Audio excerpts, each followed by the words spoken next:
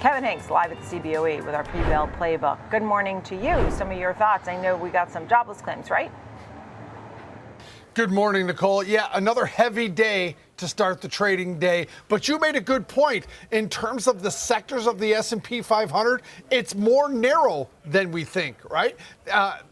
Yesterday, the equal weight actually had not a bad day, but it's the overall index, that weighted index, that's doing poorly. Now, today, we got two bits of information. First, this morning, we got Challenger job cut. That's corporate layoffs given by state departments of labor, and it went from 35,500 to 108,135. So a big jump in Challenger job cuts, corporate layoffs. Then at 8:30 Eastern time, we got jobless claims, first-time filers for unemployment insurance.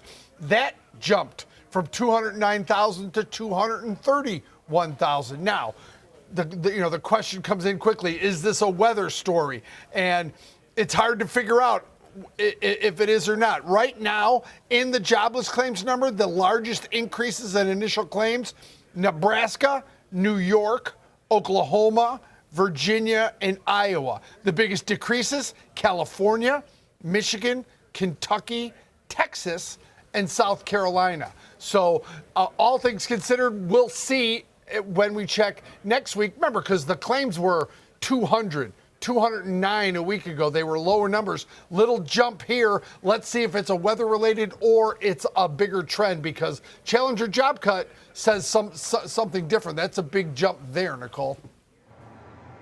Oh, yeah. Big time. 35,000 to 108,000. I would say so. I couldn't agree more. And I can't wait for the non-farm payrolls on the 11th and the 13th, right? We'll get the 11th is the non-farm payrolls and the JOLTS on the 13th. I'm sorry. You know what? I said that wrong. JOLTS, February 5th. Did we get JOLTS yet? It must be coming out shortly. It's coming out shortly. Well, if it comes out today, and we don't know, we're not sure, but there's some reports have it coming out 9 o'clock this morning. We'll see if that happens. Oh, I had read that the Bureau of Labor Statistics redid the date, so I'm going to go with it and say February 5th for JOLTS. That's today. Non-farm payrolls on the 11th. The 13th is CPI. Okay, those are the new dates. Okay, we made it through that. Bitcoin, oh my goodness. What is going on here? I mean, I saw a great interview with a good friend, Tom Farley, who used to be the president of the New York Stock Exchange. He's now the president of Bullish. And he's still, sticking with it and all that. But people are nervous when they see it go below 70,000.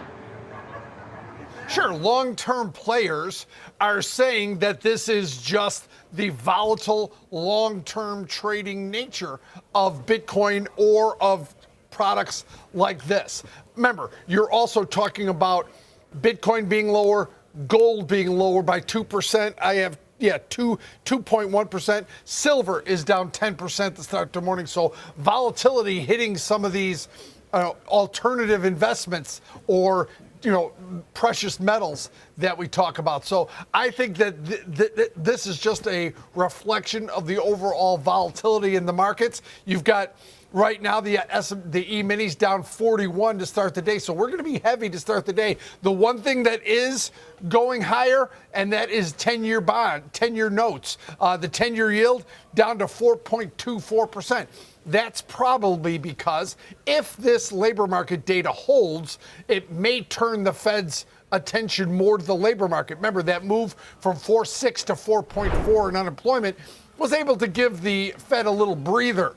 But if this labor market starts to weaken again, that'll bring interest rate cuts back on the table, and sooner. So watching the labor market, watching the Challenger job cuts and jobless claims, and then that leads right to lower 10-year yields, Nicole.